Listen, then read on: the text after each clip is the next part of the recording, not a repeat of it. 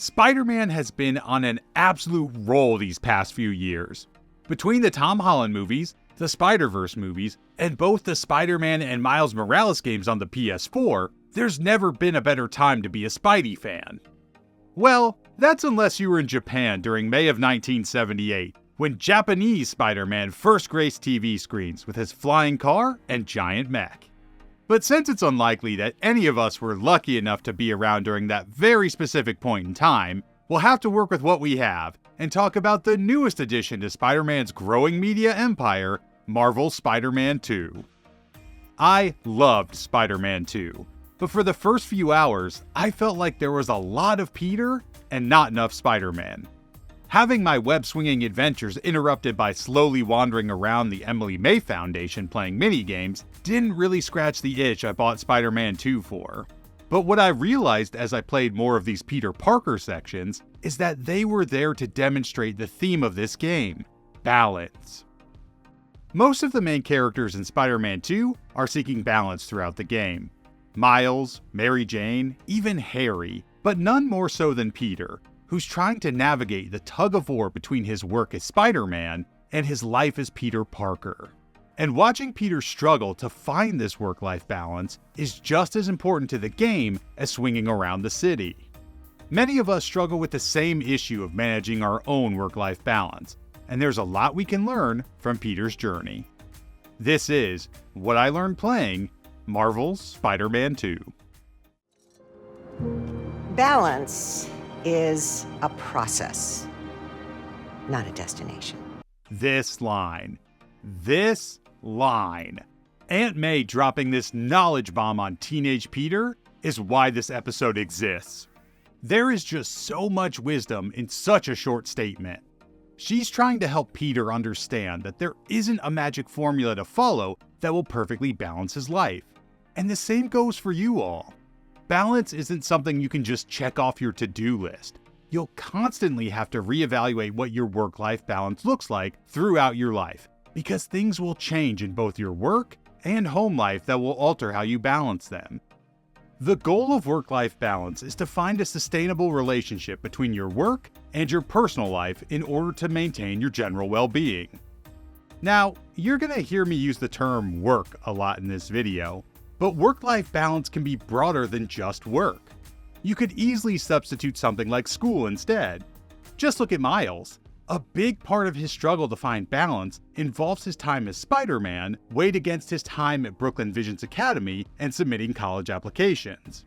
Regardless if it's school or work though, finding balance is easier said than done.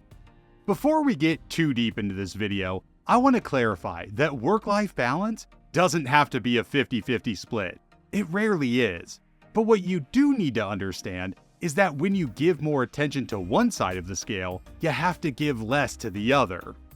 Spider-Man 2 makes it pretty clear that Peter's been favoring the work side of work-life balance, being Spider-Man, over being engaged in his personal life for some time now.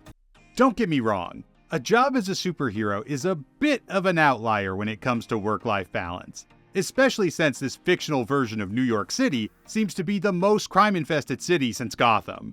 But you can clearly see how the imbalance Peter creates in his life by putting so much weight on his work as Spider-Man impacts the people closest to him.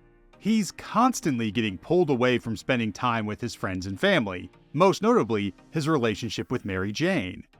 This imbalance ultimately leads to a tipping point later in the game, when MJ's underlying frustrations with Peter choosing Spider-Man over their personal life are brought to the surface by the Scream symbiote. While it does help Peter see how focusing so much on work is hurting her, there should have been a few conversations about his work-life balance between them before she started hurling cars at him.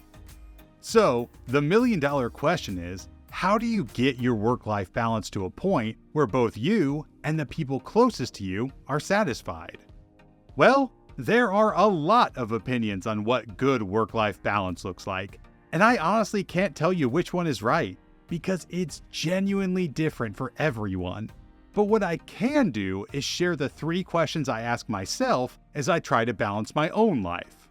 Number 1, does my current work-life balance help me achieve my goals?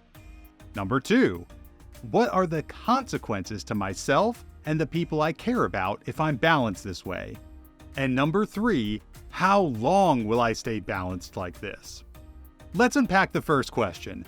Does my current work-life balance help me achieve my goals? If you can confidently answer yes to this question, then you're already off to a good start and can move on to the second question. If your answer is no, then you need to start reassessing how you balance your time and energy in a way that allows you to achieve your goals.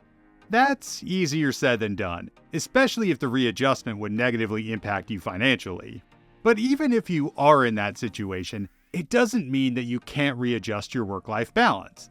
It just may take some baby steps to do so. I highly encourage you to start taking steps to adjust your work-life balance towards achieving your goals if you haven't already, because there is no worse fate than spending your limited time and energy on things you're not passionate about. That's where question 2 comes in. What are the consequences to myself and the people I care about if I'm balanced this way? Take Peter, for example. We've seen how putting so much time and energy into being Spider-Man negatively affected his relationship with MJ.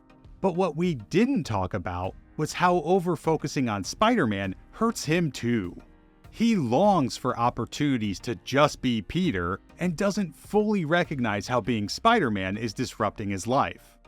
That's why stepping back and reflecting on the consequences of your current work-life balance is so important. Because you may not even be aware of how your balance is affecting the people you care about, but more importantly, how it's affecting you. While I can't speak to all situations, the best way to get an answer to question 2 is to simply ask the people you care about how or if your work-life balance is affecting them, and truly listen to them when they give you an answer. Communication is key. Which brings us to the final question. How long will I stay balanced like this? Sometimes your work-life balance needs to shift significantly to one end, and that's okay for a short period of time. Focusing on something that's important to you may require a temporary imbalance. There's nothing wrong with working late to hit a big deadline. However, if working late becomes the norm, you'll probably find yourself in an extended period of imbalance, which usually leads to overwork, stress, and burnout.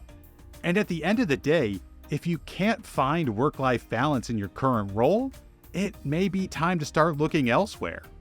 Even Peter decides to hang up his spandex at the end of the game to focus on a career that provides him with a better balance between his work and personal life. One last thing. Please do not take answering these 3 questions as a license to go quit your job tomorrow. It isn't that simple. But if you're finding that you're lacking balance, it may be time to start considering your journey towards it.